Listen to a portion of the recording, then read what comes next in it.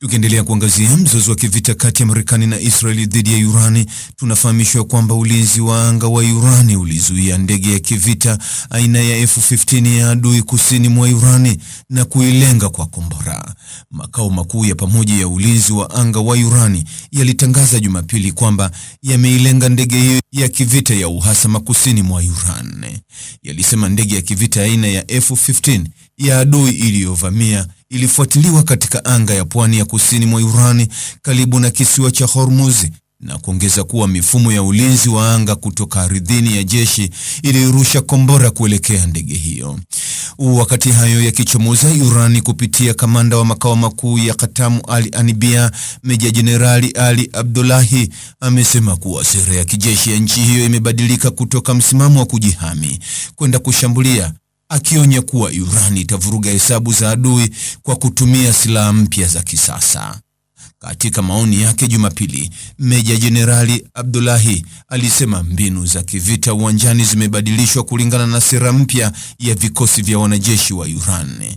Alionya kuwa vikosi vya wanajeshi wa Iran, vikitumia uwezo wa wanasayansi vijana wenye ari na kujitolea, vimetengeneza na vinaendelea kutengeneza vifaa na silaha za kisasa ambazo zitavuruga kabisa hesabu za adui. Kamanda huyo alisema maadui wahalifu wa Jamhuri ya Kiislamu tayari wameanza kuhisi baadhi ya athari zake katika uwanja wa mapambano, na mchakato huo utaendelea ukileta mshangao mpya katika medani ya vita. Makao makuu ya Qatam Al-Anbiya ni kitengo cha makao makuu ya vikosi vya wanajeshi wa Iran kinachohusika na upangaji na uratibu wa operations zinazohusisha vitengo mbalimbali vya kijeshi vya Iran. Marekani na utawala wa kijeshi walizindua kampeni kubwa ya kijeshi isiyochokozwa dhidi ya Iran kufuatia mauaji ya kiongozi wa mapinduzi ya Kiislamu Ayatollah Said Ali Khamenei pamoja na makamanda kadhaa waandamizi wa kijeshi na raia mnamo Februari 28 mwaka huu. Mashambulizi hayo yamehusisha mashambulizi makubwa ya anga dhidi ya maeneo ya kijeshi na ya kiraia kote nchini Iran na kusababisha vifo vingi na uharibifu mkubwa wa miundombinu.